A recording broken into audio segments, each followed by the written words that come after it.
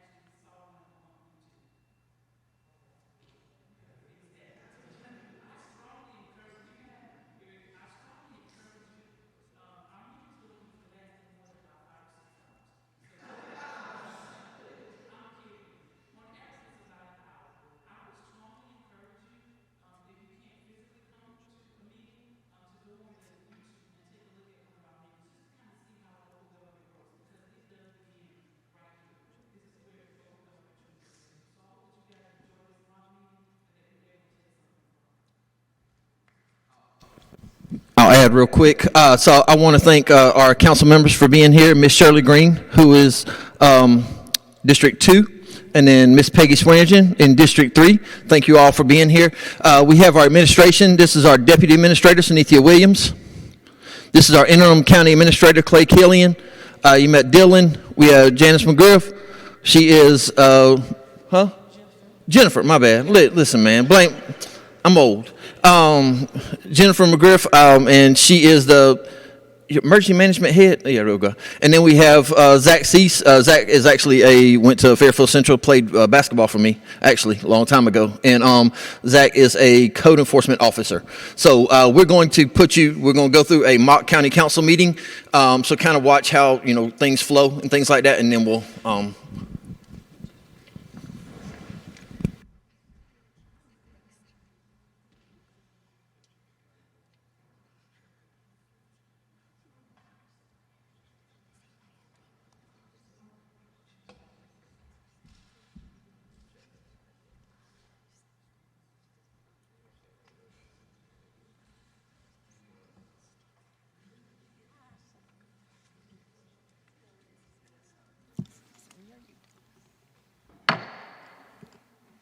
Good morning.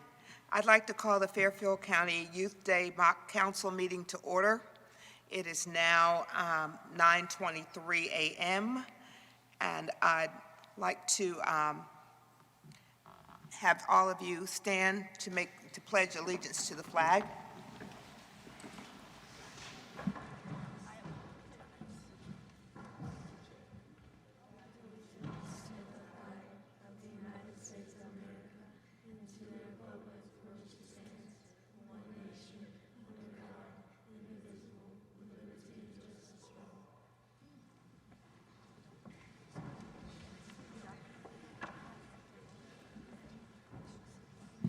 Thank you.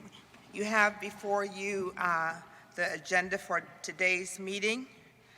I need a motion to approve. So moved. Can I get a second? Yes. Any discussion? Hearing none, all in favor, let it be known by saying aye. Aye. Next, we have invocation. Mr. Pullen, would you give us invocation, please? Let us pray. Dear gracious Heavenly Father, we come before you this morning. And Father, we're thankful for the opportunity to gather here in the council chambers with this wonderful group of youth. And Father, we ask today that you be with each of them and that something that is said during this session today is inspiring for them to take a leading role in their local community and in their local government. In Christ's name we do pray. Amen.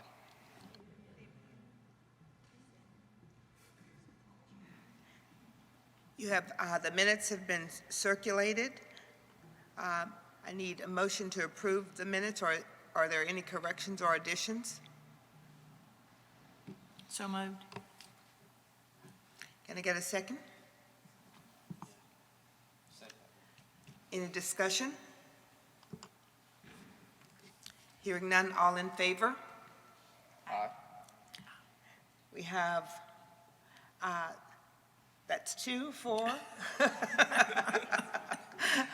5. We have 5 in approval.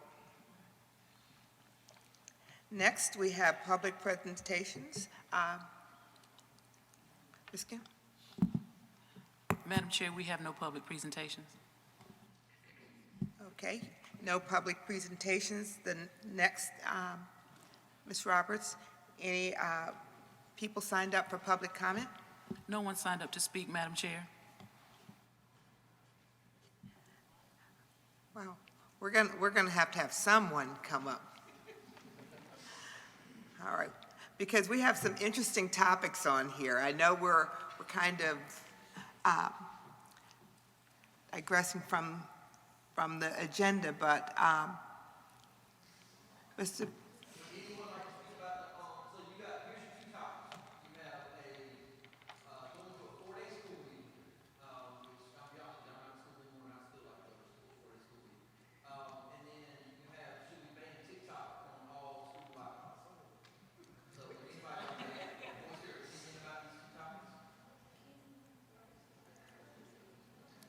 Okay, I'm sure someone, all right, come on.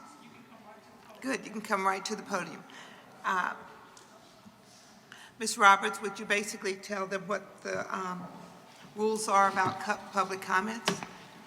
Yeah, if I can figure it out. As you come to the podium, please say your name and the school that you represent and the grade that you're in. and you will have up to 3 minutes to talk. Good morning. My name is Kinsley Green. I'm a junior at Fairfield Central High School. I'd like to talk on the topic of a 4-day school week.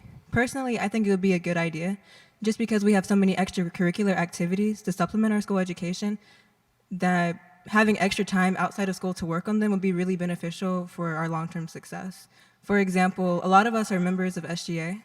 If we had a 4-day school week, some of this time that we typically spend in school, like for example, if we had it on a Friday, if we had that Friday off, we could actually spend that time having more meetings and having more time to discuss what we want to do for the rest of the school year. I also think it will give us more time to work on our actual schoolwork because sometimes it's just not enough hours in a day, especially considering that we have to sleep for 8 hours or 9 hours, depending on some people. I think having an extra day off will actually be beneficial for the rest of the days just because it'll spread all the work that we have to do out, and then we'll have to allocate, we'll be able to allocate more time to that work on that specific day.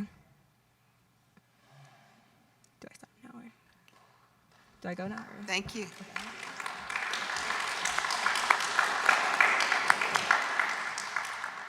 Is there anyone else that would like to speak on the 4-day school week or TikTok?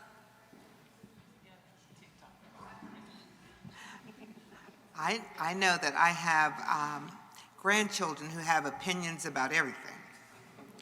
And when I look at you, I'm sure you have some opinions about some of these things on here. So I don't want you to be shy, and I don't want to insist, but I will, that you kind of think of some of the things that you really want and that are on this agenda and that you come up to speak a little bit about them. 1 minute is okay. You see there, you don't have to use all 3 of those minutes, all right? Good morning. My name is Alvin Wilson. I am a senior at Fairfield Central High School, and I would like to speak on the ban of TikTok.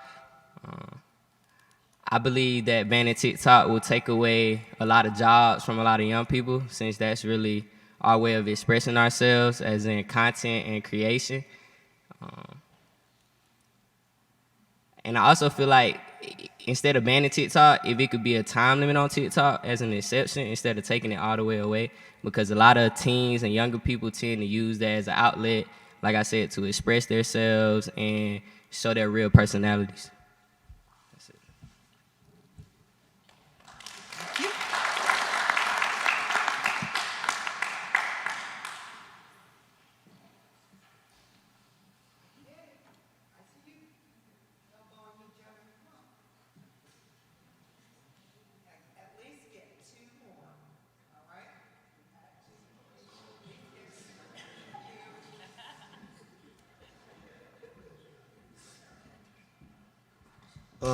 Hello, my name is Kamari Joseph. I'm a senior at Fairfield Central, and I was speaking on the TikTok ban in school.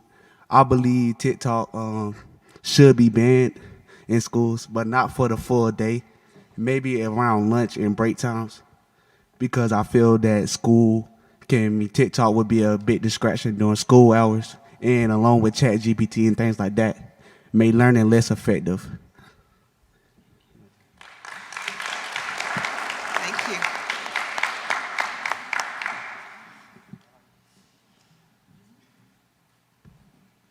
Good morning. My name is Harris McClain. I'm a sophomore up at Richard Wynn Academy. I think that we need to stick to a 5-day school week. I know personally, if we do a 4-day school week and they assign like asynchronous work or something on that other day, I work better in school with that schedule. So I think if they gave us work to do at home, I personally wouldn't strive and I wouldn't get it done fast enough. So. Thank you.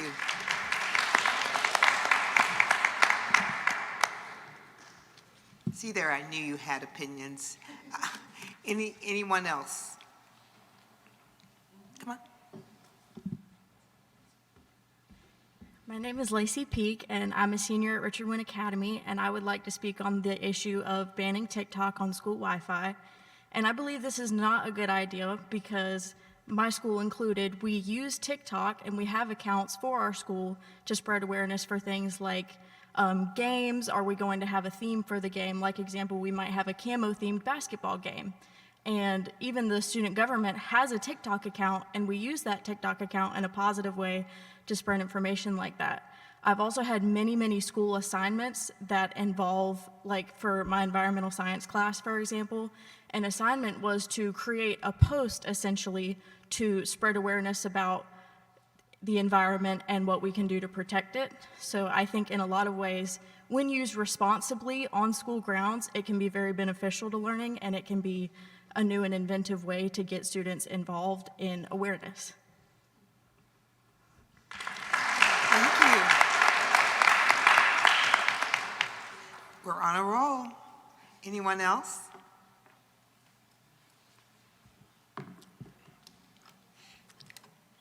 Hearing none, thank you so much for your participation. Next on the agenda are public hearings. None. Ordinances and resolutions and orders.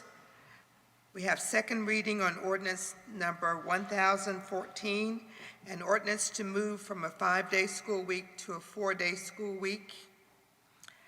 I have a motion. So moved. Is Second.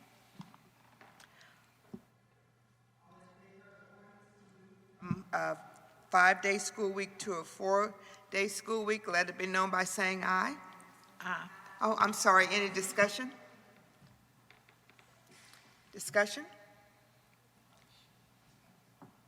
Either of you? We'll discuss. Okay. I don't know, but the one thing that the young man said, if you're in school, you're going to be doing your work. But then also the lady said that it would give you more time for other stuff to be done outside through your extracurricular activities. So it's kind of a, can you manage your time if you're not there? But I don't know. It's just some thought. You got to put some thought into that. But a 4-day work week would save the county some money, the state some money, because you wouldn't be running the buses that 5th day. So that's another way to look at it. Moving to the 4-day week, especially after listening to the students, I believe it would also help teach them time management skills, for having that 5th day to dedicate to extracurriculars and extra schoolwork that they can work to. So that could also help with life skills for them.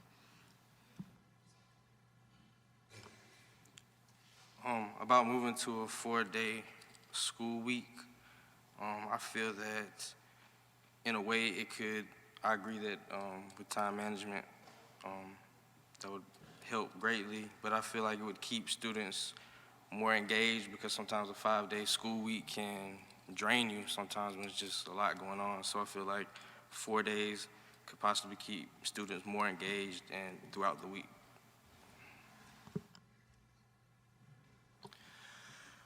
Madam Chair, after listening to the students, I would agree with Councilmember Zach that by moving to a 4-day week, you allow the students to learn time management. And one of my biggest issues with the school system is we don't teach these children how to grow up and graduate and become citizens of society. We teach them how to become college students. And so after college, there's a lot of soft skills that still have to be learned after that. We teach you how to do algebra, but we don't teach you how to balance a checkbook. We teach you how to write an essay. We don't teach you how to present yourself for a job interview. So by giving them that extra day, they could go and get jobs, and they could learn some of these skills, and they could surround themselves and be productive members of society even before they graduate high school. Okay, now we're going to have a vote. How many are in favor of the ordinance to move from a 5-day school week to a 4-day school week? Let it be known by saying aye. Aye. Aye. Raise your hand, please. Okay, so that's 5, and 5, and I'm gonna say no. So 5, 4, and 1 against. Okay. All right.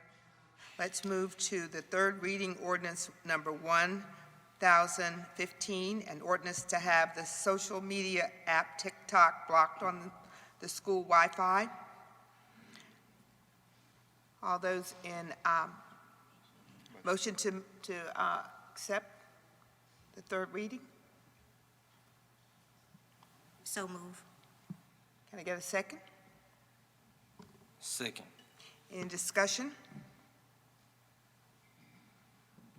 Madam Chair, I have a couple of problems with this. The first one is targeting TikTok. I'm worried about legal repercussions if we were to start singling out single apps and saying we're going to ban you and not others.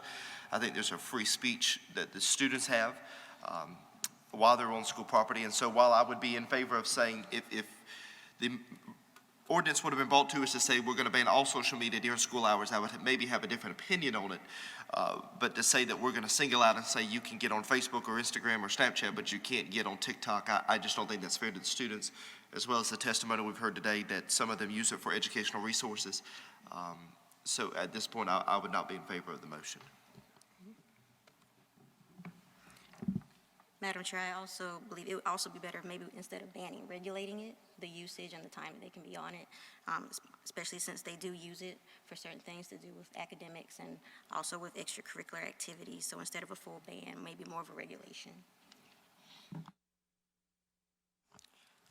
When it comes to TikTok, I believe it is, compared to other apps, is more distracting as it's consumed of reels, and just from what I've seen, especially in school, how it just takes away from time in the classroom. I can understand the regulations maybe, but I just feel like it'd be better being banned altogether because school is not the time for social media influence. I feel it does take away from the classroom time, and when it comes to students using it, TikTok wasn't always around, so to spread information to your students or peers, there are other ways to do that, and I don't think TikTok is necessary. Okay. How many are in favor of banning TikTok? Raise your hand. Okay. All right. For two. And against? Okay. Three. All right. The ordinance, the third reading of the ordinance passes to have TikTok remain in schools. Fail. Okay, fail, I'm sorry, against. So it failed. Thank you. Next is resolution number 824, resolution honoring April 30th, 2024 as Fairfield County Youth Day. I have a motion. So moved. Can I get a second? Second. All in favor? I think Dr. Roberts was going to read the motion first. Okay. You want to read the resolution? I can, yes, ma'am. Thank you, Madam Chair, members of council. National County Government Month is held each April. It's an annual celebration of county government. Since 1991, the National Association of Counties has encouraged counties to actively promote county roles and responsibilities in serving residents. This year's National County Government Month theme is consistent with NACO President Mary Jo McGuire's focus for the year, Forward Together. Forward Together is about connecting, inspiring, and leading pillars of county government that build trust and drive towards solutions. Counties are encouraged to reflect on this theme as you choose how to celebrate this occasion. In particular, consider how so intrinsically connected to the responsibility of county leaders to inspire our residents to take an interest in and engage with their communities and how it represents or presents an opportunity to lead in new and growing ways. So be it moved that Fairfield County Council designates this day to engage our future and create interest in local government. So moved this 30th day of April 2024. All in favor? Aye. Aye. Opposers? The ayes have it. 5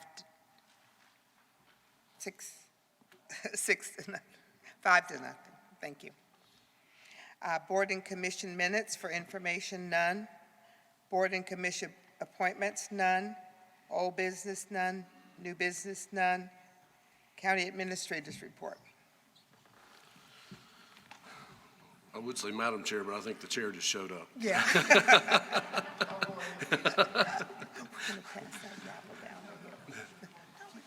Just keep it, Ms. Gray. Madam Chair, members of council, as you know, we are in the throes of putting together a very tight budget for the next fiscal year, which begins July 1. And in the process, we are looking at all of our operations very closely.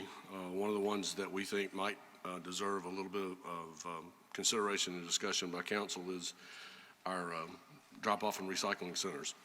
Currently, we have our drop-off centers open 6 days a week. The only day they're closed is Wednesday. They are open on Sunday afternoons. In our research, we have not found a municipal organization or a private collection firm that picks up or services people's houses more than once or twice a week. So our recommendation is to consider looking at the 11 sites that we have and closing them on Sundays as a possibility, or staggering the closings on Monday, Tuesday, Thursday, and Friday in order to save some cash. So we would have something open those days. It just wouldn't be all 11 of them. So people would still have some place to dispose of their trash. Just may not be their closest one to them or one they're so used to going to on that particular Tuesday or whatever. If they may have to change their schedule just a little bit. Just an observation on our part, a recommendation for you to consider as a way to maybe manage that particular part of the budget a little bit and save some money. Any questions of the administrator? Mr. Killian, do you have a rough idea if we were to close the dump on Sunday, let's just say, versus if we were to stagger it Monday, Tuesday, Thursday, and Friday, I believe is your recommendation? We are looking at the cost now. I think it's about, I was looking at Mr. Burrows, I think it's about 30,000? 25 per day if we closed. I'm sorry, 62 again? Say again? Okay. So it's 62,000 for a 12-hour day. So it's not a great deal of savings for sure, but it's a start in trying to balance our budget. But we also understand that cutting services is never something anybody likes to talk about. But with our budget as tight as it is, we think it's worth at least a discussion about. Yes, Mr. Killian, I know that out at Lake Watery, a lot of the people are there for the weekend, and they're leaving on Sunday. So one of the reasons that they like to have the recycling center open on Sunday is so that they can, leave whatever trash or debris they have for the weekend, leave it there before they go home. So maybe the staggering of the hours might work for them. How do you think that might work? Yes, ma'am. I know that Sundays are busy in some areas, but we can certainly roll that into the staggering operation and maybe not have them all open on Sunday, but have something open on Sunday. Particularly if that's the busiest site. We'll have to look at our numbers, but if that's the busiest site, we might keep the eastern side stations open and maybe not the western sides, or not all of them anyway, on Sundays. Any other discussion? I would like to add that I agree that we should address the budget and think more along the lines of that for the sake of our county. As a code enforcement officer, I come across a lot of illegal dumpings, and I feel that limiting the days would just increase the number of illegal dumpings that we have throughout the county. I believe that even being closed just one day a week affects, because someone that just might be their day, and we don't know who these people are that decide to do these illegal dumpings, but they do it. Yeah, no, that's an absolutely perfect observation, because we know that having them closed, if they're used to going on a Tuesday and it's closed, and they don't want to drive another 5 miles to the next one, they probably aren't going to take it back home. So we understand that could cause issues on the other. There are consequences to every decision that you make. So yeah, we understand that. I'd also like to make sure we take into account a lot of citizens drive a long way to get to their recycling centers. So if we do go with the staggering plan, if we could just make sure that there's always one open on the west, east, and in the center as well to take into account those citizens. Yeah, we'd be very strategic if council chose to go to some sort of a staggered operation. We'd be very, very strategic on where they are. Somebody wouldn't have to drive from Jenkinsville to Lake Wateree to dispose of their trash. If you cut it out, like he says, you're going to have to use that money to pay somebody to pick it up because they're not going to bring it home. They're not. I understand. They're I not know. bringing it I home. know. I understand. Okay, can we have a motion? Madam Chair, I'd make a motion that we table this item until administration has a chance to come back with the detailed report about the staggering. If you guys can look at each location, tell us when you think they would be open, when you think that we'll close them. Again, having each one open in each of the major quadrants of the county, and then a cost analysis. Can I get a second? Second.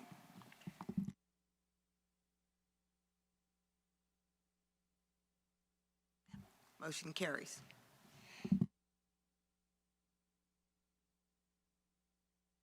The clerk to council's report, none.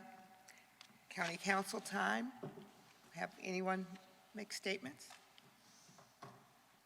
Mr. Pauly? I apologize for being late. My son had a program at school this morning, but I want to thank Fairfield Central, Richard Wynn. I'm not sure of the STEM school. Okay, but I appreciate they being here, and it's just a great experience to see how local politics and county government works. But just appreciate all of you being here today. I agree with Mr. Pauly. It's good to see the young people taking an interest in what's going on in the county and in the world today. There's so many people that they just really don't give a flip, but we're glad to see that y'all are here, and thank you for coming. As you see, she just said that she thinks, like, most of the time the youth doesn't care. So I think it is very important that you all do take your government very seriously and get involved, because as you get older, it will affect you, whether you know it or not. So just stay engaged and just know what's going on within your county. And I'd like to second that, especially when you all signed up for the public comment. At first, it may not seem like you wanted to say anything, but you quickly realize that just hearing your opinion can make such a big difference to the actions that your elected officials make on things that will affect you. So thank you so much for participating today. I certainly would like to thank all of you. I know that it is just another day, but I know that out in the audience, we might have a mayor of Fairfield County, we might have council members. You have the opportunity to be anything you want to be, and I'm hoping that you would consider serving. Serving the county is not always an easy job because people have opinions, just as you've expressed here today, and we all want our opinions to be heard. So we don't always get exactly what we want, but essentially I think it's important that you know that people are discussing your ideas, your opinions, and trying to make decisions. I think making decisions, sometimes for council members and county employees mean following certain rules and regulations and procedures. And it may be a little different than the public might completely understand, but we're working for you, and your involvement will mean that you'll make sure that the things that are important to you are addressed. So thank you so much for coming. We certainly appreciate each and every one of you. Ms. Green, I will make one last comment. Did y'all ever think that dumping a bag of trash would be a big deal in Fairfield County? And that's what we just discussed, on whether or not you could have 6 days to dump a bag of trash, or whether or not you could have 5 days to dump a bag of trash. So a lot of things, you don't see, but comes to us, and it might just be as simple as dumping a bag of trash. That's a big deal. I have got words of wisdom for you. Okay, so aim high, because if you aim for the moon, wait a minute, if you aim for the stars and you miss, you'll hit the moon. But if you aim for the moon and you miss, you're going to hit the wood pile. So just aim real high in your life for your goals, okay? Can I ask you who you got that from? Me. Okay.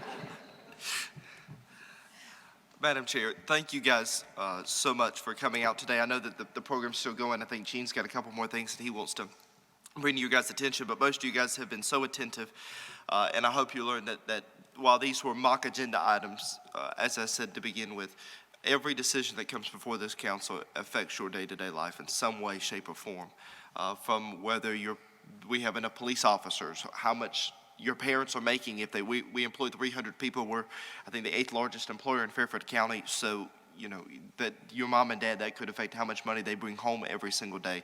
Whether you've got buses, what kind of roads your buses are going on. The list just goes on and on and on. So thank you guys for being attentive, and I hope that you guys will watch a council meeting and get involved some way, somehow in your community. We have executive session, none. And the final item on the agenda, if I could get a motion. Motion to adjourn, Madam Chair. Second. All in favor? Aye. Motion carries, and we are now adjourned. Thank you so much for coming.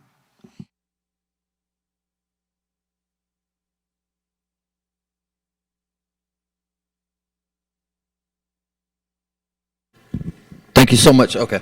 Thank you so much, Council, for doing this. I will add, thank you, Chairman Pauly, for coming. I know it's a little bit late. One thing about council members is more times than not, they actually have a full-time job.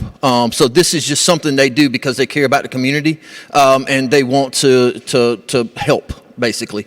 But most of these people have a full-time job, so for them to be able to take off and come here, it is a big deal. So we want to thank them for coming today. If we can give them a round of applause one more time.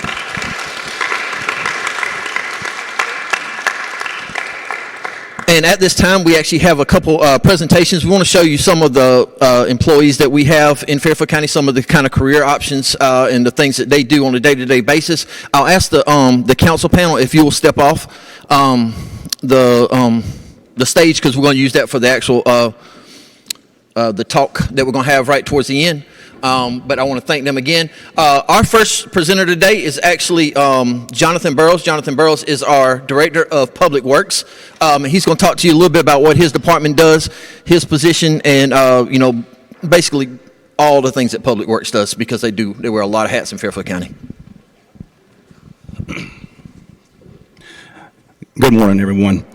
Gene asked me to do this, and anytime I get to talk about my department, I'm going to take that opportunity, because there's a lot of stuff we do that nobody knows or even cares to know. All right. So that being said, does anybody know what Public Works, what we do? Anybody?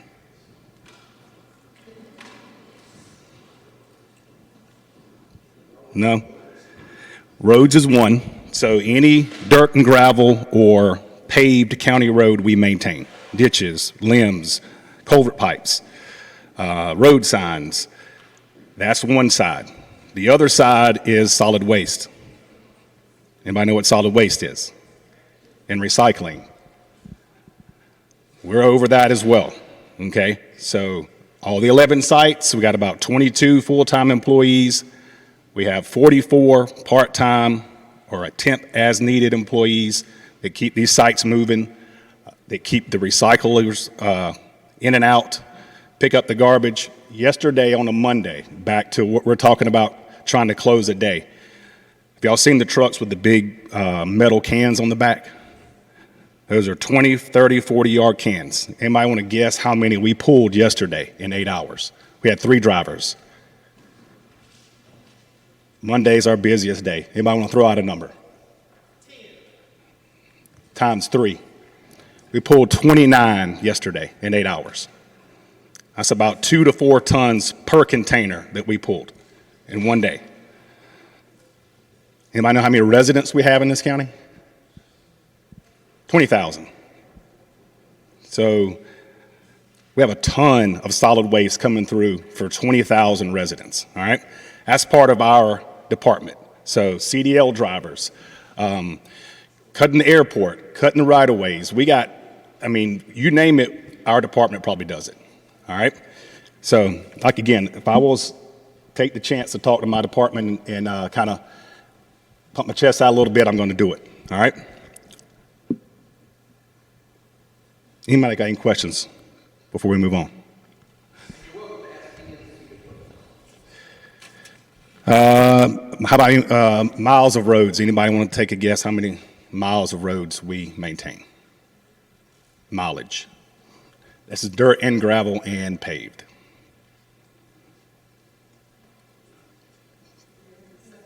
$200. A little over 200. And we have 11 guys, and that's what they do. So 11 men maintain over 200 miles of roadway. Not to mention if something happens, like we've been working on a pond and we got to pull those guys off to go do something else, now that gets delayed, all right? So again, a lot of stuff nobody knows, nobody cares to know, all right? Illegal dumps. I'm going to throw my little piece in on this.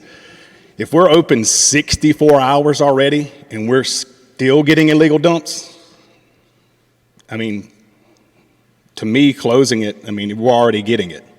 So even when we're open more than Lexington County, who has 298,000 people that live in their area. So to me, dumping's gonna happen no matter if we're open 7 days a week or 3 days a week.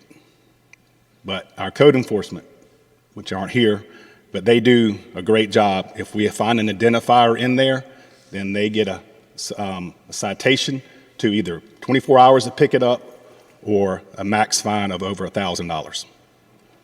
So if we can hit a couple of those in their pocket, I'm sure that'll slow down as well.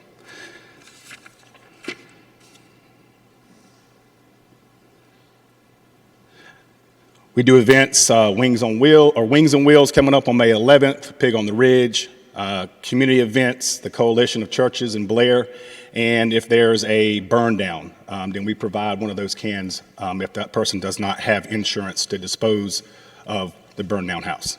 All right? I know I'm probably boring you guys. Anybody got a question? All right. I'm going to close on this, and I've been talking at you. Now I'm going to talk to you, all right?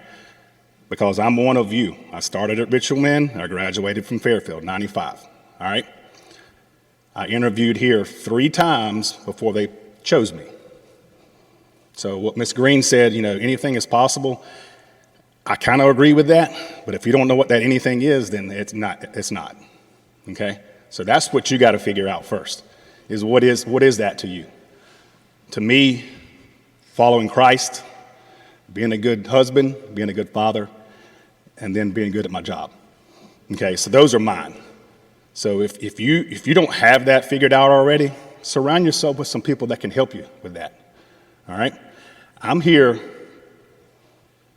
5 days a week, but I'm on call, so if something happens on the weekend, I'm out as well. So if you want to stop by, office is up across from the old rec.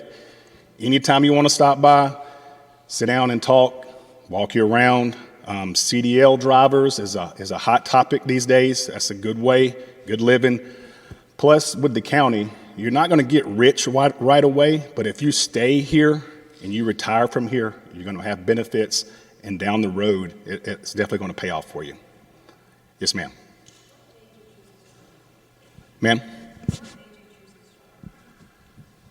I love working with people and serving my community. I was in, anybody want to guess what I did 19 years before this? Education for 19 years. One of my former students right there, all right? So again, not a traditional path, but there's a lot of people skills you need to have in positions when you're working with the public.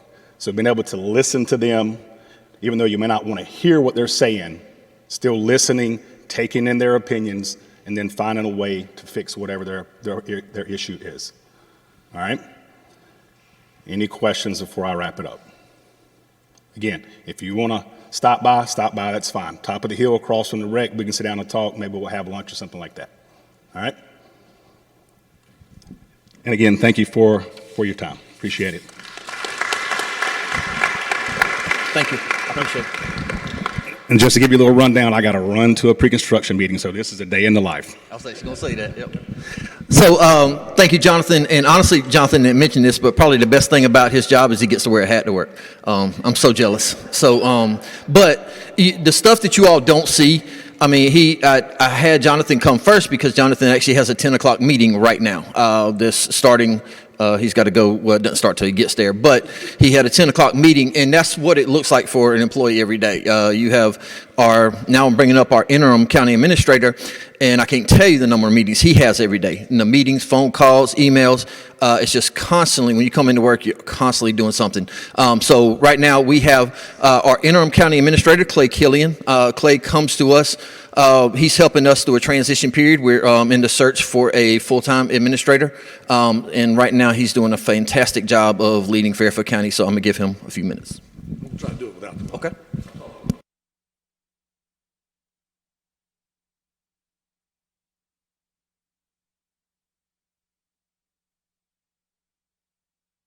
Try not to put you back to sleep. How about that? As Mr. Stevens said, my name is Clay Killian, and I am the interim administrator. I'm not right now an employee of the county.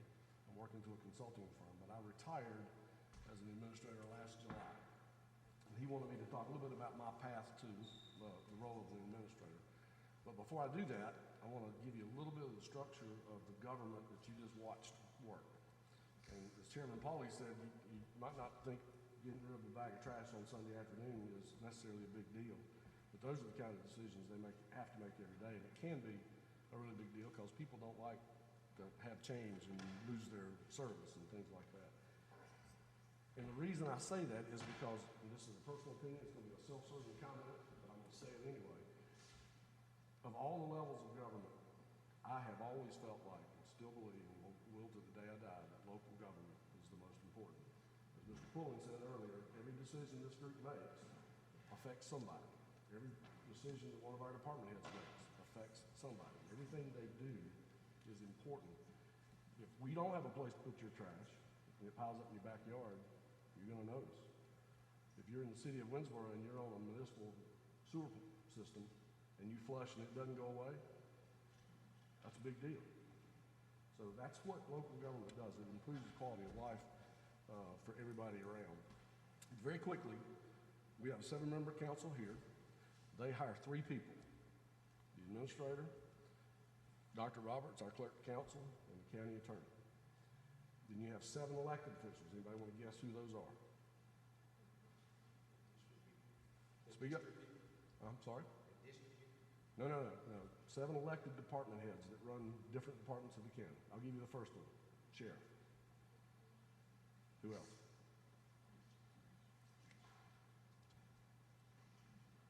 No cheating.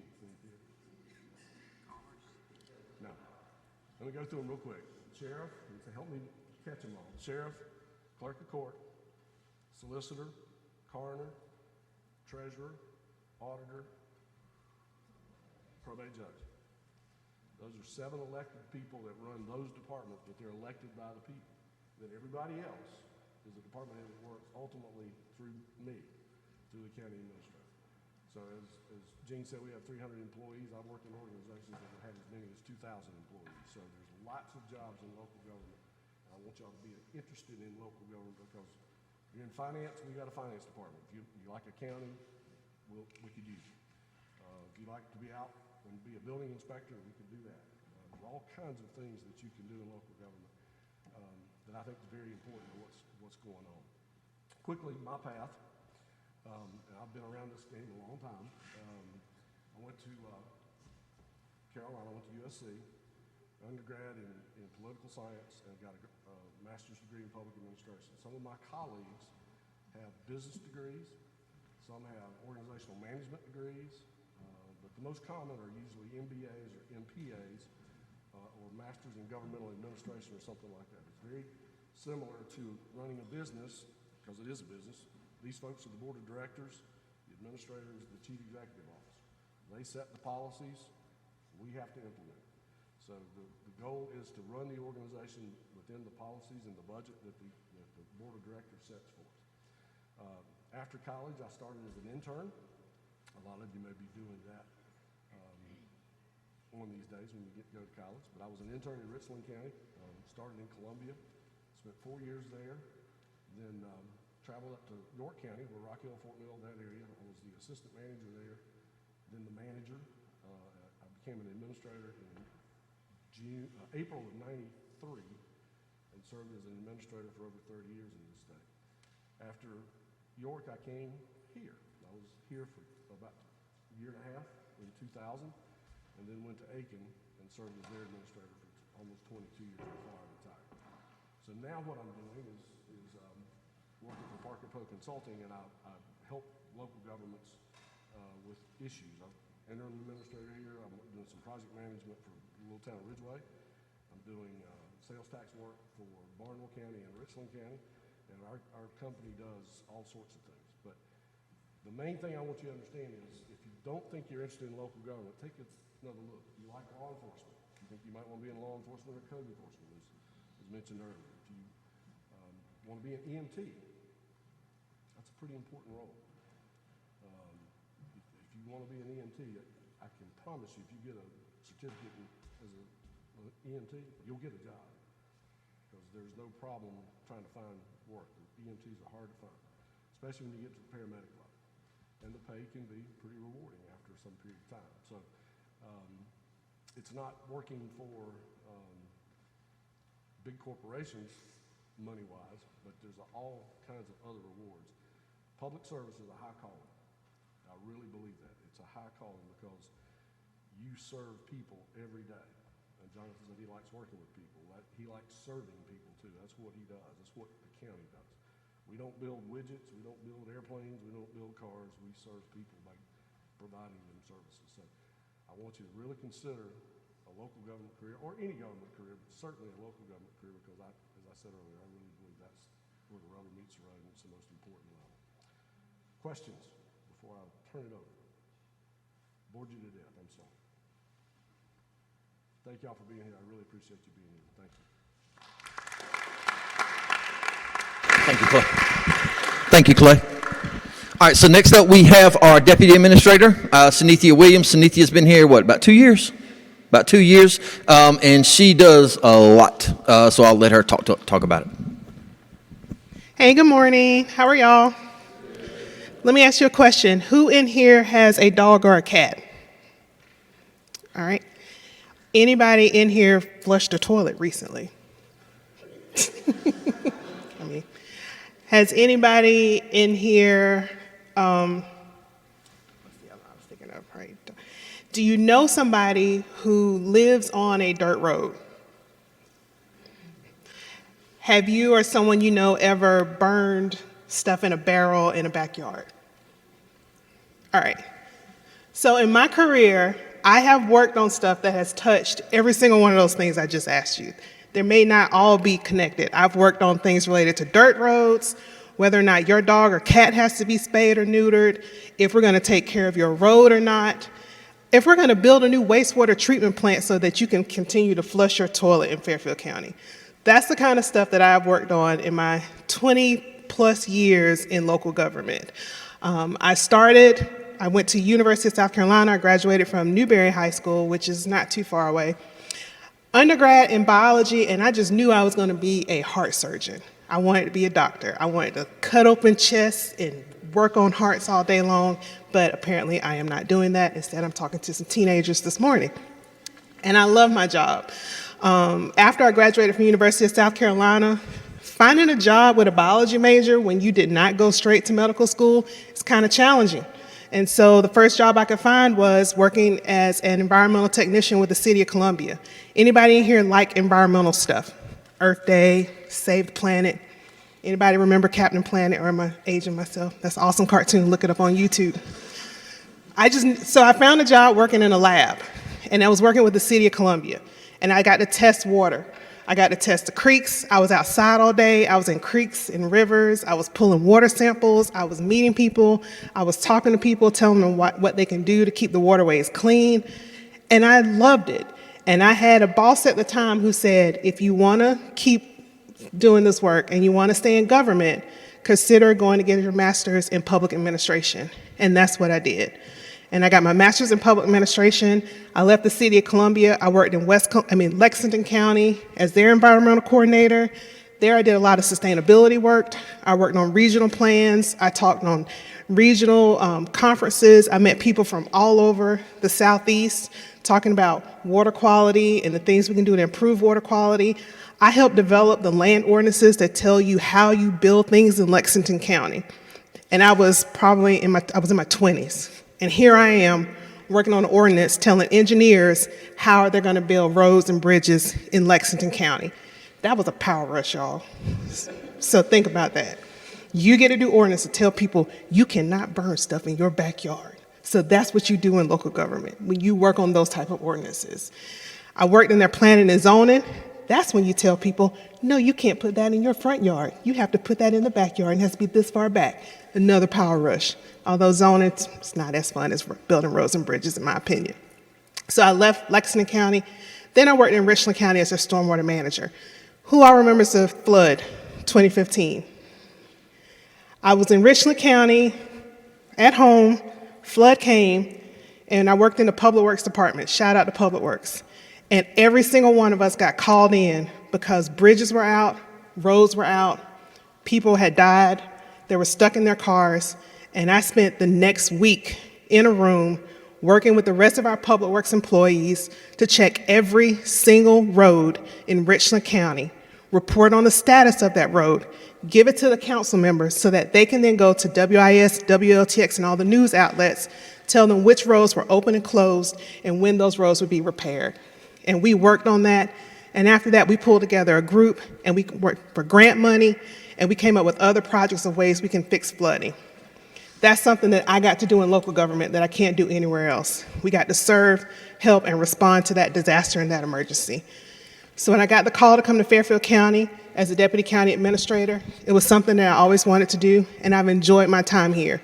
We've got a lot of neat projects that are going on, like if we're going to build a new wastewater treatment plant so you all can keep flushing the toilet, or flush the toilet more here in Fairfield County.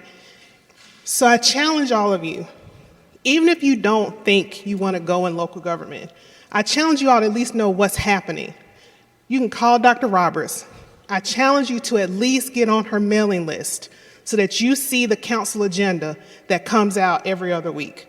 That way you at least look at and you know what they're voting on and what they're talking about, even if you don't want to show up, even if you don't want to waste an hour watching it on YouTube.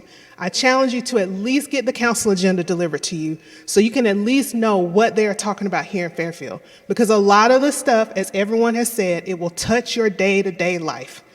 If you have to drive the car to drop off that trash on Sunday and you drive all the way over there and that trash center is closed and now you're like, son of a biscuit, my dad sent me out here and I can't dump it out. Well, guess what? If you would have got the agenda and known they were voting on it, then you would know it would have been closed. That's how it affects your life every day. So I love working in government. Don't know what to say to that. But I challenge you, again, reach out to Dr. Roberts, at least get on her mailing list so that you can know what they are voting on when they have the council meetings every second and fourth Monday here in Fairfield.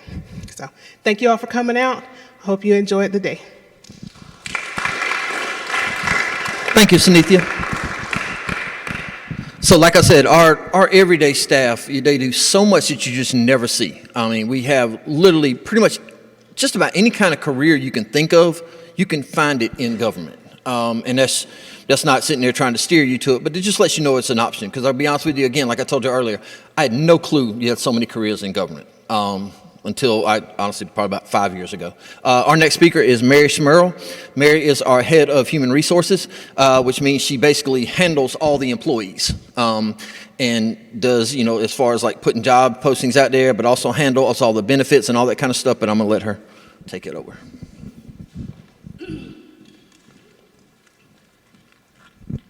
Good morning. Listen, y'all, I want Cynthia's job because that's apparently where the power is. I might be in the wrong position. I'm going to rethink all this after.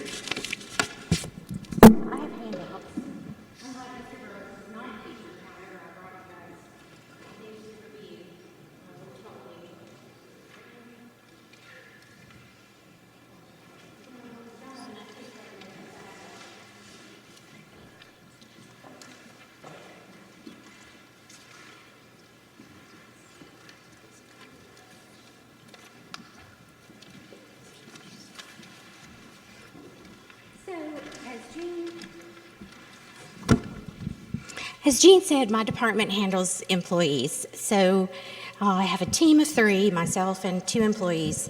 We handle everything on the onboarding process for employees. So that starts with posting the job on the website, coordinating with managers during the selection process, sending them applications, working with them if they have questions, helping out with interviews. We sit in on interviews sometimes. We have to conduct background checks. We conduct criminal background checks on everyone. And in safety-sensitive positions, like in Mr. Burrows' department in Public Works, we also do drug testing.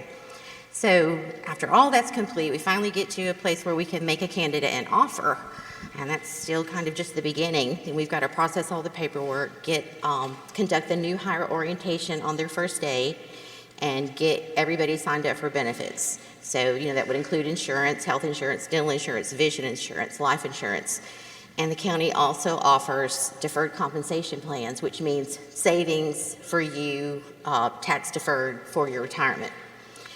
So it sounds kind of boring, but you really have to be a people person in this business because it's a lot of paperwork, but it's also a lot of people work. It's all day long, every day, dealing with either new hires or also people who are exiting employment for whatever reason. They're moving on to another job. They're moving on within the county. Coordinating all of that and processing the paperwork on that and being sure that all the information in the system is correct so they can get paid correctly. But then there's the issues. You have personnel issues. You have to coach employees and help them if they need additional training in their position or they just need coaching in a certain area where they're deficient. We help bring them up because we want everyone in the county to be successful. We want all of our employees to do their best, to be successful, and to be happy. So what I passed out to you, if you look at that, please, the first page is a list of our departments, just to give you some idea. I know it's been mentioned by several speakers, but just to give you an idea of the scope, I listed the departments for you, and then on the second page, it's front and back. Those are our current job postings. So it's just a snapshot in time. They change all of the time, but I wanted to print you what we have up right now, and also I put an asterisk next to the ones that we're always hiring for, the positions that we always need. Deputy, sheriff's deputy, 911 dispatch, corrections officer, and firefighter. Those are excellent government careers, but as everyone has mentioned, we have everything under the sun. If you like money, if you're interested in numbers, we have a finance department has opportunities for accounts payable, accounts receivable, human resources. If you like paperwork and people, we'd be more than happy to have you. I came to human resources kind of later in my career. My career has been kind of a crooked road. I'm not going to tell you how old I am because that's embarrassing, but I have a 26-year-old son. So I moved to South Carolina about 15 years ago, and what I had done previously when I lived in Texas was in Austin, Texas. I was a sales rep for high tech. I worked for Dell Computer, I worked for Apple Computer. Austin's a high-tech town now. So I moved to South Carolina, and the same opportunities weren't here, so I kind of had to reinvent myself. So I had a couple of different jobs, here and there, and I ended up doing recruiting for a nonprofit where I'm matching potential employees with local employers. Got kind of interested in human resources. And so I did, late in my career, the same thing that you would do, fresh out of school, ready to join the workforce. I started applying for entry-level jobs. I didn't know anything about HR, so I started at the bottom. I became an HR specialist, who just does kind of, some admin work, but you're also exposed and learning. I did that for a year or so, and then I moved up to coordinator, then manager 1, then manager 2. This is in state government. And finally reached a point where I was able to secure this position as HR director with Fairfield. I've only been with Fairfield for a little over a year, but I have to say that I really like local government. I like being close to the people who are making things happen, Miss Williams. It's very interesting to be in state government. They're larger agencies, and you're aware of what's going on because it affects you, but it's not close to you. It's not happening in your building. It's not happening in your general locale. It's at the state level. So I found that becoming a part of this community, even though I don't live here, I live in Camden, I feel like I've become a part of the community because I'm involved with the local workforce.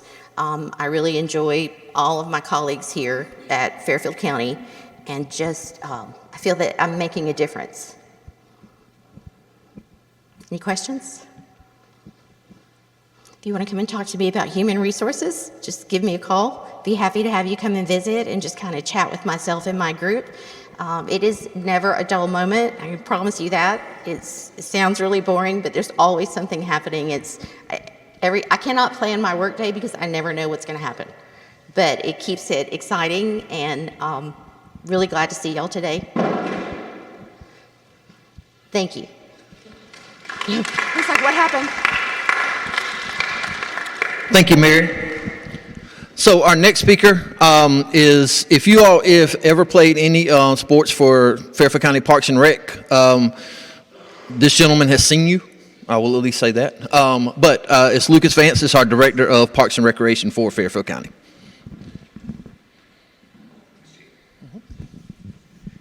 All right, how y'all doing today? Good. So I see a couple familiar faces in here. If you ever played sports, or if you were in summer camp or after school programs, if you were in dance or gymnastics, I've seen you somewhere along the way. So it's really, I take a lot of pleasure in watching the kids grow through the program. So to see some of y'all now come through our programs, graduate in high school, playing in RBI, All-Star, winning state championships. Just want to say congratulations and thank y'all for being here. So one of the things we do in Parks and Recreation is we have 21 parks and/or facilities in our inventory that we manage. So that's going to include mini parks, facilities, pools, baseball fields, soccer fields. So with that, we have an 11-person staff that helps us do that. If you're looking for jobs in recreation, we have a lot of different stuff that you can do. How many of y'all enjoy sports, enjoy working with kids, enjoy working with seniors? Y'all enjoy that stuff? So, or even if you enjoy working outside, our grounds crew, they take care of all of our fields, cutting our grass, painting, dragging fields, lining fields. So there's a lot to do in Parks and Recreation that sometimes you might not think about. Every day is different, okay? So our days during the spring or summertime are going to be different than our days in the fall and the winter. So typically I consider the fall as kind of the start of our athletic season. So during the fall we do soccer, football, flag football. We have had fall softball as well. During the wintertime we do basketball. And then during the spring we'll do softball, baseball. And then during the summertime we do 7-on-7 football. So there's a lot of different things that we do in our department. And one of the things that I think is most important is that it's a community service, okay? So even though if you've come through our programs or your parents have come to sign you up, we don't necessarily call y'all customers, but we have to treat the public like customers and provide that customer service, okay? Do any of y'all have any questions about what we do in Parks and Rec? No, you don't have no questions? Nothing? So the way we get involved into Parks and Recreation, we do employ 16-year-olds, especially during our summer work programs. Those jobs can include summer camp, after school. We do lifeguard as well. Our pool is set to open June 1st. So they do swim class, they'll do water aerobics, free swim. And once you go to college, one of the things that we have started the last couple years that has been really successful for us is doing an internship program. So we have had students come from Colgate, Newberry College, Gardner-Webb, Coastal Carolina. So they'll come in whether they're studying sports management, they're studying tourism, hospitality, recreation management. There's a bunch of different majors that you can go into that can lead you to being employed into parks and recreation. And one of those things that you have to do when you're at school is you're going to have to go through an internship. So we have had a lot of interns come into our department and been very successful. We've got a couple that are now full-time members on our staff that interned with us. So that's one thing that we take a lot of pride in. We have a small community here, and so seeing those students come back and then to work with the community that is still here, we take a lot of pride in that, okay? Y'all have any questions about recreation? So we do have part-time jobs. So we've got full-time jobs, part-time jobs, and then we've got like temp jobs, kind of our seasonal jobs. So some of the jobs that we have, they actually just came down, I think maybe last week. We're going through those applications now. So those that we're going through, that's our summer camp program. So that's the one thing we're gearing up for now. Actually, tomorrow is the registration for our summer camp. We have about 80 kids in this building right next to us. It's called the Fairfield County Child Activity Center. We do about 80 kids in our 5 to 8 group. We've got 40 kids in that group. In our 9 to 12 group, we do 40 kids in that group. So as you can imagine, we need a lot of help from summer camp counselors. And we usually have about 20-ish. And then our pool's set to open up June 1st. And I think last year we had about 8 or 9 lifeguards, I think. So we're looking to hire. We've got some lifeguard spots available. Obviously, you need to have your American Red Cross, your lifeguard certification to do that job, okay? But we do have some positions available. We've got temp positions. If you want to work at a fitness center, we have that, trying to man the front desk, making sure that our members are checking in and out. But yeah, we do have some temp jobs as well. Anything else? All right, well, thank y'all very much. And don't hesitate. If you end up in recreation management or sports management, as you go through your college career and you need some internship hours, call me. I'd be more than happy to work with you. A lot of our students actually, a lot of your employees now went to either Fairfield or Richard Wing. Oh, yeah. Mm-hmm. All right, thank you. Thank you, Luke. So I have a question for you. How many of y'all are 18 years old? All right, so our next speaker, and we have two more speakers. Ms. Jackie Beaver is the head of voter registration and elections. And the reason why I asked if you're 18 years old, because at 18 years old, you can actually register to vote, which it puts you into a whole different category. You know, you're officially an adult, I guess you can say. But you're able to go out and make decisions that impact your future, your family's future, your kids' future, your grandkids' futures, things like that. So I'm going to bring up Miss Jackie Beaver, and she's going to speak to you.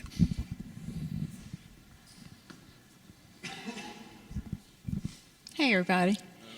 Now, he asked you guys who all was already 18, how many of you will be 18 before November 5th?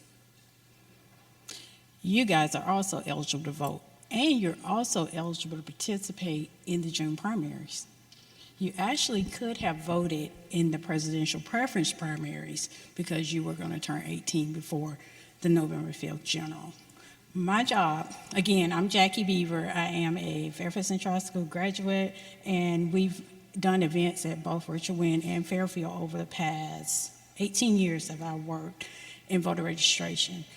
I love my job. I love my job because I hear everybody talk about what they do, but they couldn't do their job if it wasn't for our job. We're the first line defense of democracy. And if you think about it, if our elections were not fair, right? If you didn't have the right to voice your opinion, that is what a democracy is. My job is to protect that. I'm not worried about who the candidate is. I'm not worried about who wins. Our job is to protect the process. And that is what I do. So I get up every morning knowing that if we protect this process with integrity, character, then when you make your selection and you voice your opinion about who you want, it's going to be heard. Collectively, individually, it's heard. And it's decided. And then you place that voice up here. And that voice makes decisions to hire people like him. That makes decisions to hire people like them. It all starts with you. You guys hold the power, and you just don't know it. You have it. Someone said the population was 20,000 plus in Fairfield, 16 are registered voters. Out of that 20,000, 16, that's 4,000 students. That's 4,000 new voices that we have not heard yet, that we need to hear, that are going to be turning 18 each year. If you want change, starts with that vote. You can talk all day long, and I've been waiting for this opportunity about what you want and what you don't like. The reason why I have two boys, one's 26, one's 21. We can't decide what we want to eat half of the time, you know? Ma, I don't want this. I don't want this. I want this. At the end of the day, guess what your parents say? You're not paying for it. You don't pay taxes, whatever the case may be, even your home with your utilities, your lights. They tell you these things, right? I know my mom did. When you start paying taxes, then you can have a voice. When you do this, you can say this. You're 18. You have a voice. You're going to be a taxpayer as soon as you enter the workforce. You have a voice. So if you don't want to eat pizza with pineapples on it today, you go in our voting booth and you say, I don't want pizza with pineapples. I want pizza with anchovies. That's your choice. Whether it's heard by the masses, whether it's honored by the masses, it's still your choice and you have a say. And I said that with the boys because my boys always say, I don't give them a say. You know, you don't tell us. And I always, a classic parent. You don't pay, you're not paying for it. You're not doing anything. But with age comes that power now. You guys have it, and you are our future. So I want you to get out. I want you to vote. But know that in our office, your voice is protected. Despite what the media says, here in Fairfield County, we have the best. And I will stand before anyone in this state and say we have the best poll workers in this state because they're vested into the process.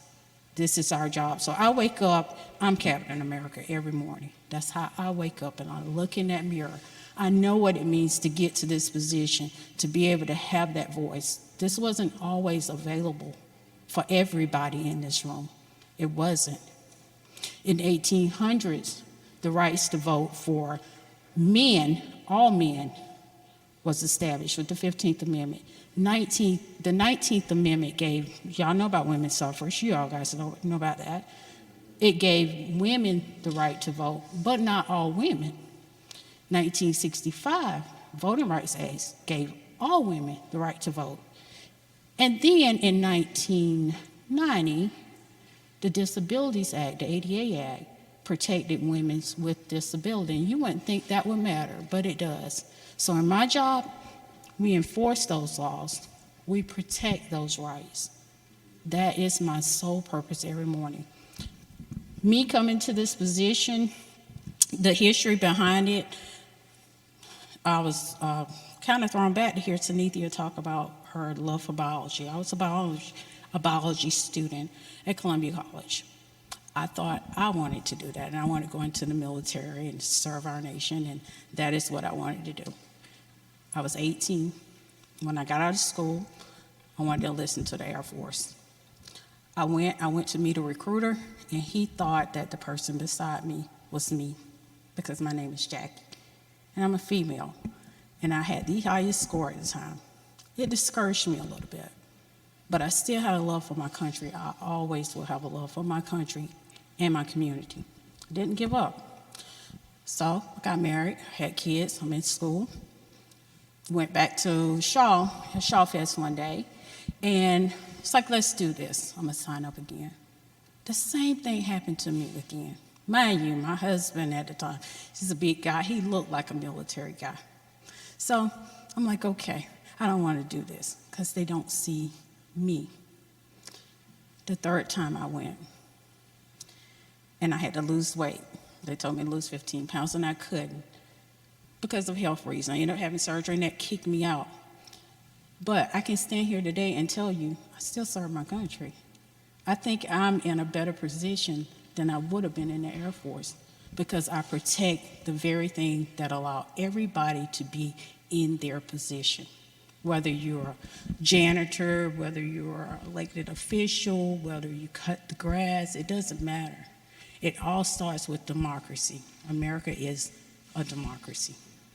So if you ask me about my job and if I lived up to my full potential or did I chase my goals, the way I came about it was different, but I did meet that. So I take pride in it. I love it. I will tell you that again. I will say that like 10 times. I love my job.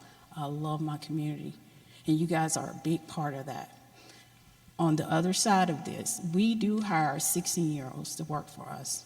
So if you're interested, we do pay you. We pay you $200 to come out.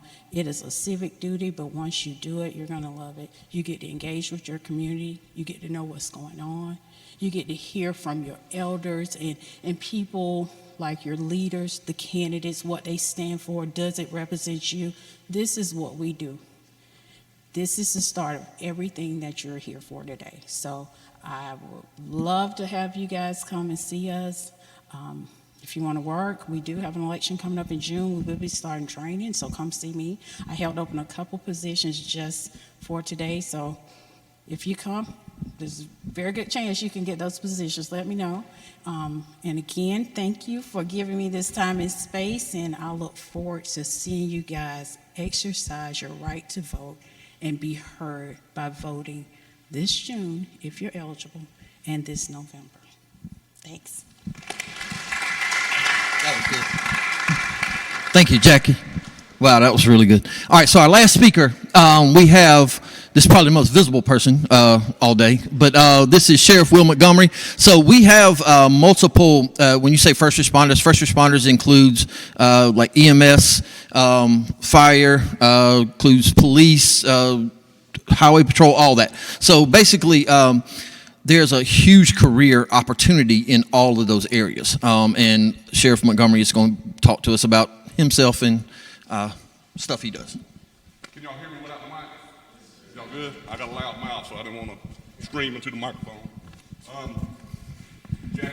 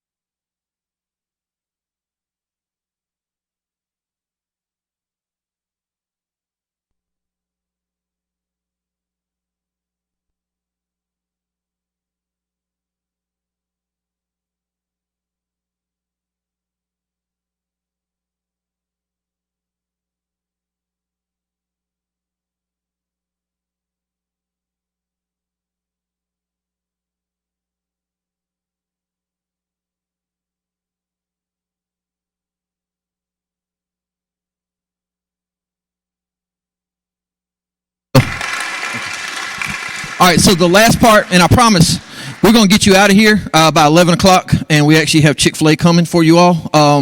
That'll be here right when we're ready to walk out. At this time, we're going to do a short kind of little roundtable talk about basically kind of the stuff that we've been talking about today, but kind of wrapping it up. So at this time, is Dylan? Where's Dylan? Dylan. So Miller Stuck and Charlie Bonds, if y'all will join me, and Alvin Wilson and Kendis Green, if y'all will join me on stage.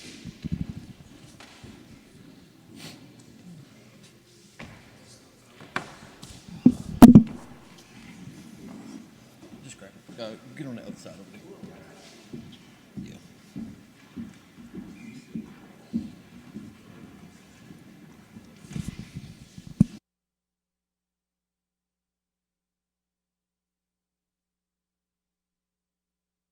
How this works. Am I live? Check, check. All right. So to talk, you just press the right button. Yep. All right. So whenever your thing's live. So what we're going to do is we want to have like an informal conversation, and you all can chime in too if you'd like to, if you have any opinions on it. But I'll tell you, like 2 weeks ago, I was at home one night and I was trying to find a movie, and I'm not a big fan of like going out and finding just random movies, but I came across the movie Dumb Money, and it's on Netflix. It's a Netflix movie, and basically it literally gave me an epiphany about where we are as a society right now. I have a question. If I do this right here, tell me y'all, how many of y'all actually know what I'm doing? If I say, "What's up, brother?" All right. So how many of y'all knew who Sketch was a month ago? Nobody. Now, Sketch is probably one of the biggest, honestly, probably one of the biggest personalities in the world. You know, for the longest time, for the entire span of human history, the most powerful thing in the world has always been money. You could use money to buy influence. You know, if you had money, you were, one of the powerful people. You were one of that. In my opinion, money is no longer the most powerful thing in the world. In my opinion, the most powerful thing in the world is communication. Being able to get your message out. You take a person like Sketch, and I don't even know his real name, to be honest with you, but you take a person like Sketch who, just a normal guy, a little quirky, but basically you could go to, let's say, Mark Zuckerberg could be like, "Hey, I want y'all to go and take a picture in a fountain, and post it on your Facebook, Instagram, whatever." Nobody would. If Sketch asked you to do it, you might would jump on that trend. Just because that's the hot voice right now, it's the most powerful voice, and it's honestly one of the largest voices in America right now. And it all became because he learned how to communicate. Your age group, the 18 and it goes down to 15, 16, all that. But that age group between, let's say, 15 and 30 runs the world right now because you have figured out how to master communication. Like, y'all figured that out. And I'll be honest with you, an older generation like myself, we still don't know how to communicate as effectively as y'all do. I mean, you can get information out like that, and we're still struggling to try to do all that kind of stuff. One of the reasons I actually had Mr. Pulling come up here today is I want to show you all that you don't have to wait until you are, 30, 40, 50. You don't have to wait till that time to actually go after what you want. If you want something, go after it. And I'll let Dylan kind of tell his story. He's already mentioned it real quick. But kind of his inspiration for getting to the point that he's in right now. I'll let him start with that. So, like I said, I started with the Chamber when I was 15. My grandparents always owned small businesses. And the Chamber of Commerce that you see today, we have our new office space and staff and things like that, is not the chamber that I worked for. We worked in a small, dingy office, and we did nothing but small businesses, basically. And our role developed over time, and so I stayed with the chamber for almost 6 years under the leadership of Ms. Terry Vickers, and then you came on board as a president, and I stayed for about a year or two then. And then later transitioned into the private sector and did quite a lot of different projects, it seemed like, now that you go back and think about it. And I was serving as the chairman of the board at the time when Mr. Stevens resigned and came to the county as a public information officer. After I got done cussing him out because he was going to leave us, I forgave him, and we were sitting in a board meeting, and the lady who was chairman before me is a former Mayor Ridgway, Charlene Herring, and she said, "Would you be the president of the chamber?" I said, "Absolutely not. There's no way in the world I'm coming back home to work here." And she said, why not? I said, well, number one, you don't make money when you're a public servant. I said, and number two, I just enjoy what I do. I wake up every day, and I loved working in the private sector and doing what I was doing. And she said, well, would you consider it? And there was something about wanting to come home. All of my family's here. We're fifth generation now, Winsboroughs. And so I decided to come home and join a career at the Chamber. I'm 23. I graduated 16 in high school. I was the second cohort of the STEM program who came through. And so decided that I was going to come home and do this. So at 23, I'm the youngest Chamber president in the state of South Carolina and possibly in the history of the state of South Carolina. And so we have a unique opportunity at the Chamber doing as much as we do. Much like what some of the other speakers said, it's interesting. You're in the community and you hear a lot and you read the paper, and how many people know what the Voice newspaper is, or you know what the school newspaper is, the Fairfield Post or the Country Chronicle, and you see stuff published in there, and it's always funny and it's humorous for me on Friday morning when Fallon gets the mail and walks into my office and puts a paper down on the coffee table, and I look at it and go, no, that is nowhere near how that happened, or that's not the discussion, or that's not how the vote was taken, or no, that councilman doesn't think that, you know, and getting to get the inside scoop, if you will, and be on the inside of the discussions for almost everything in the county is a unique perspective. I'm just curious from y'all, like, do you look at it, because I know as a high school student, I always looked at it as, and I'll be honest, this is before the internet, and y'all can call me old, it's fine, but I wasn't able to like research things. Communication was a challenge. Just curious, do you look at like certain positions, elected positions, like do you think that's for other people, or do y'all think that you're empowered enough that you could actually take those on? I'm just curious your thoughts on that. It's just open discussion.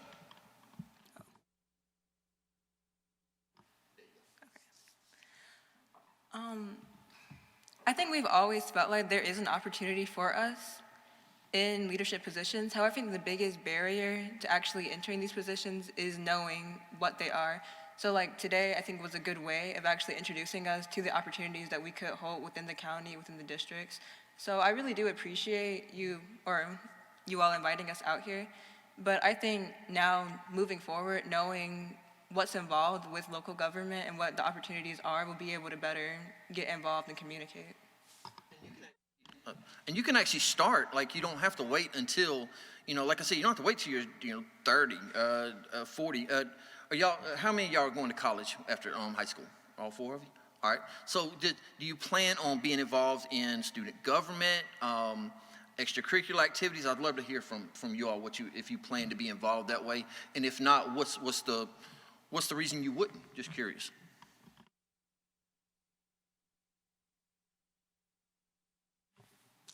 I'm planning to be involved in student government at my school. I'll be attending Claflin University for business administration, so I am definitely going to be a part of the student activity board. And I say, like, this is a perfect opportunity for us to see, like, what the roles and positions are.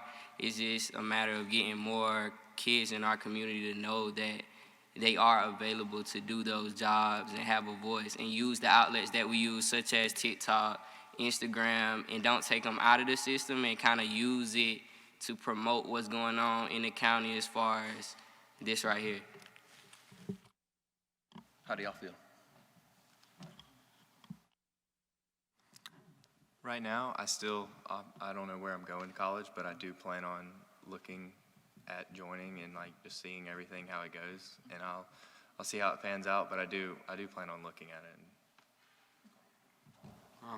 I plan on being in student government. I want to be like a voice for other people. I'd be able to listen and see how it works out and try to like make the college I'm going to a better place. Are there certain things that interest you all that you'd be most passionate about right now? Like if, let's say you were on student government, let's say at the college level, what was something you'd be passionate about?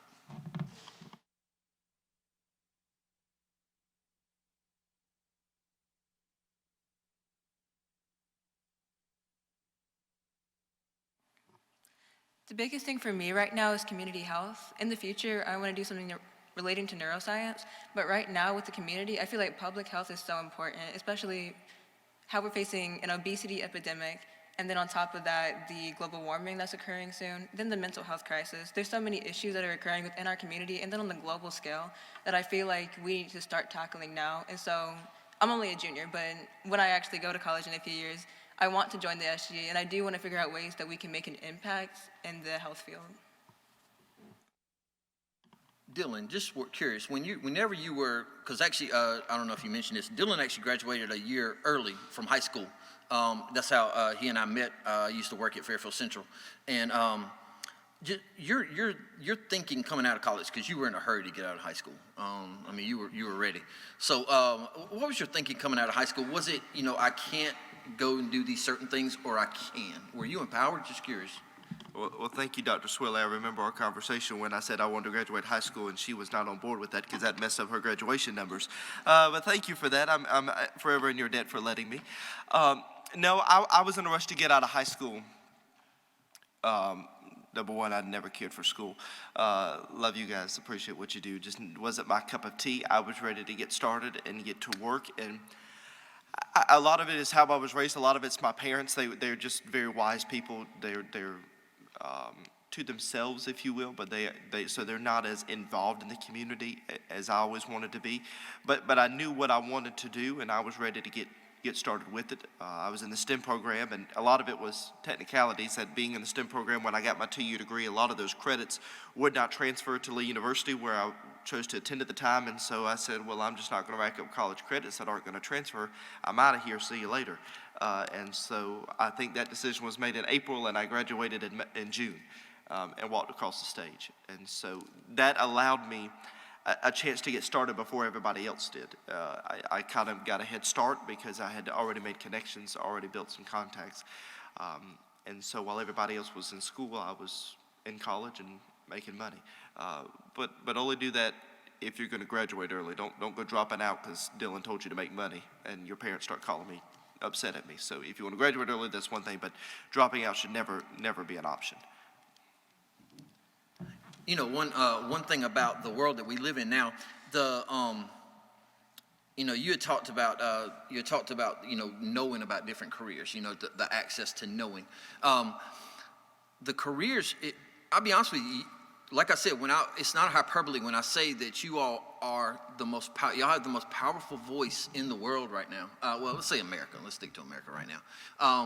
But you all have the most powerful voice in America right now. You actually influence policy, even if you don't even know it. Just from, trends on social media, or just from, your comments and different things like that. Even if you think it doesn't mean anything, politicians see that. They see the words, they see the influence, they see what younger people are thinking, because again, you all have mastered communication. You've mastered it. And that literally it puts you ahead of, pretty much, I'll be honest with you, it jumpstarts you compared to every generation before you. That you literally have access to so many different things that you normally don't have access to. I'm just curious, each of you, do y'all have interest in maybe running for an elected office one day? And this could be anything from a city council, county council, governor, senator, stuff like that. Do any of y'all have any interest in running for elected office one day? Sheriff, anything? Well, before today, I didn't know that much about positions like this, so I've never really thought about it, and I just thought kind of like there's someone out there who will do it, just not me. It's someone will do it, but I'm probably not that person.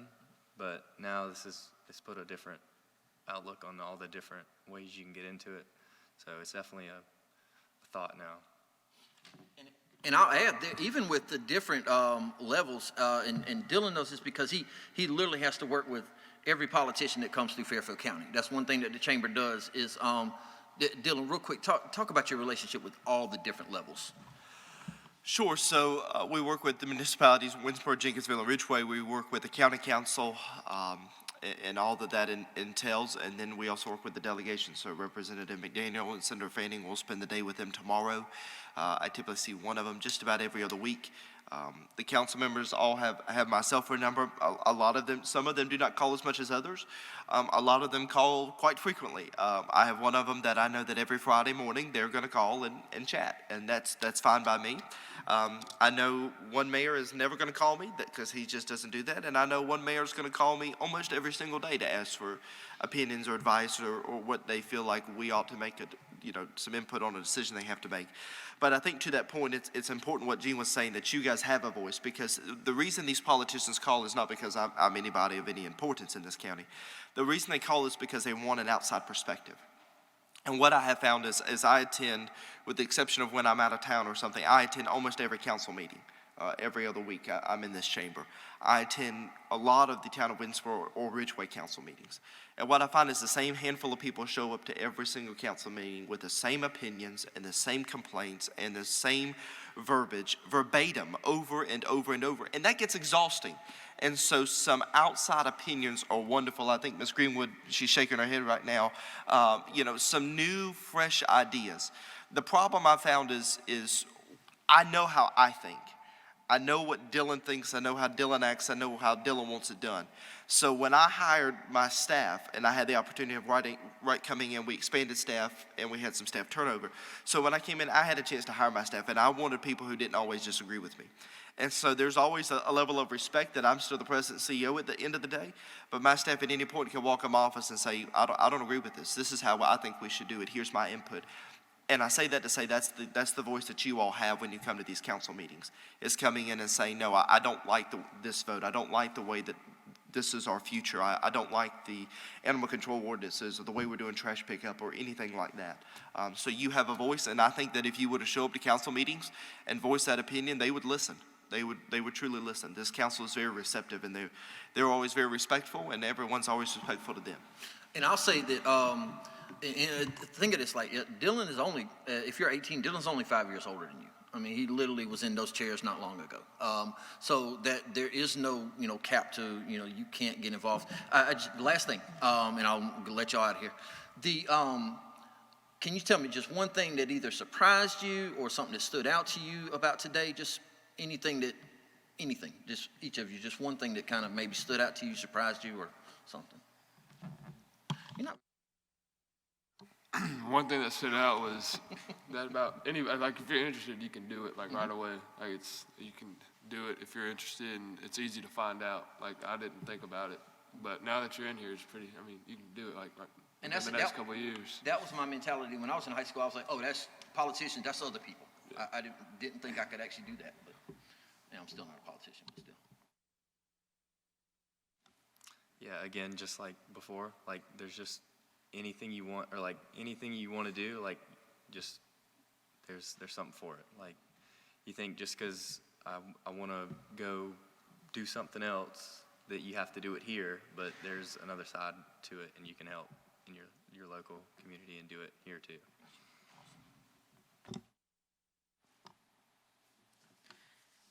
When you said that our generation has such a big voice, I found that kind of surprising. Even though we have so many social medias like TikTok and Instagram, it often seems like our individual voices are really saturated just because there's so many other voices talking over them. So for you to say that our individual voices are actually being heard, I thought that was really surprising. And like they already said, the fact that we can actually make an impact at our own age currently, I thought that was really good to know. I agree with her that there are a lot of opportunities open to people of our age. I agree with what you said. All right, so I want to thank you all for being here today. Again, this was just something that kind of came to me because, again, when I went to high school, I went to Clemson a long time ago. When I went to college, I was so naive about the world. I didn't know about elected offices. I literally thought, oh, that's for other people. That's not for me. And again, I'm still not an elected official, but you ask my family, they'll be like, Gina, never saw you getting involved in politics. They saw me coaching or doing whatever. But it just never struck me until probably when I was 40. I was like, you know what? I can get involved in making a difference in the community. And ever since I've been trying to. And I tried to when I was at the school district as well, to do as much as I could for other people. But it's just, y'all, you don't realize how much power you have sitting in your seat right now. You all really do. You have the power to change the world. You have the power to run the world. And to be honest, even if you don't know it already, you do.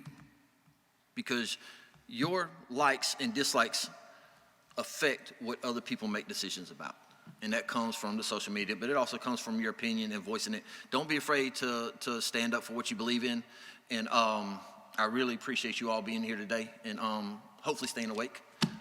So thank you so much for that. Thank you all for joining us up here. And I want to thank everyone. I think all our staff is pretty much gone. Yeah, everybody has stuff. Oh, if in the back here, we have some stuff from the voter registration. There's some little pickups and things like that. If you have not registered to vote, you're more than welcome to register if you want to. That might be something you want to talk with your parents. It's up to you. But we have this information on the back table, and I believe, yep, the food is here as well, so it was perfect timing. So you're going to grab a Chick-fil-A box on the way out, and thank you all so much for being here, and everyone have a blessed day.